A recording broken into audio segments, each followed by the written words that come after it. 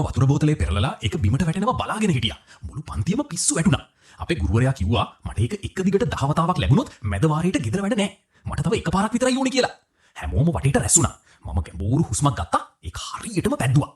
ඒක මගේ අතින් පරිපූර්ණව ගැලවිලා සැලසුම් කළ පරිදි වාතය හරහා කැරකෙන්න පටන් ගත්තා.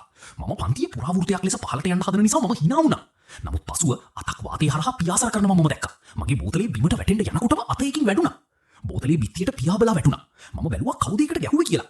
ගුරුවරයා කනට hina වෙනවා. කවුරුත් මගේ පන්තිය රවට්ටන්නේ නැහැ. අපි විරෝධතා දක්වන්න පටන් ගත්තා. නමුත් ඔහු වාඩි වෙන්න කියලා කෑ ගැහුවා. ඊළඟ තත්පර 5 ඇතුළත වාඩි නොවෙන ඕනෑම කෙනෙකුට ගෙදර වැඩ දෙගුණයක් ලැබෙනවා. ඊට පස්සේ ඔහු දින 7කින් ලැබිය යුතු වචන 5000ක රචනාව සිනහවකින් බෙදා දුන්නා. මම ඉල්ලපු විදිහට ඔබේ යොමු ආකෘතිකරණය කරන්න. නැත්නම් ඔබ ස්වයංක්‍රීයව අසමත් වෙනවා. ඔහු තම මේසේ අසල වාඩි වී අපට සමච්චල් කිරීමට ඔහුගේම බෝතලේ පෙරලීමට පටන් ගත්තේ. නමුත් ඊට පිටුපස සිටි ළමෙක් සිනාසෙන්නට පටන් ගත්තේ. ගුරුවරයා ඉදිරියට නැඹුරු විය. ඔබ සිනාසෙන්නේ කුමක්ද? නමුත් දරුවා සිනාසෙමින් ඔහුගේ පිටුපසට ඇඟිල්ල දිගු කළේ. ගුරුවරයා රතු මුහුණින් පහර දීමට පටන් ගත්තේ. ඔබ සිනාසෙන්නේ කුමක්ද? නමුත් හදිසියෙම ඔහු නතර වූ අතර ඔහුගේ මුහුණේ වර්ණය වෙනස් විය. මම පෙරළූ බෝතලයේ සිටගෙන සිටියේ. ඔහු ඊට පහර දුන් විට ඒ බිත්තියෙන් කිලින්ම පැන ගොස් සම්පූර්ණයෙන්ම කිලින් බිම වැටුණේ.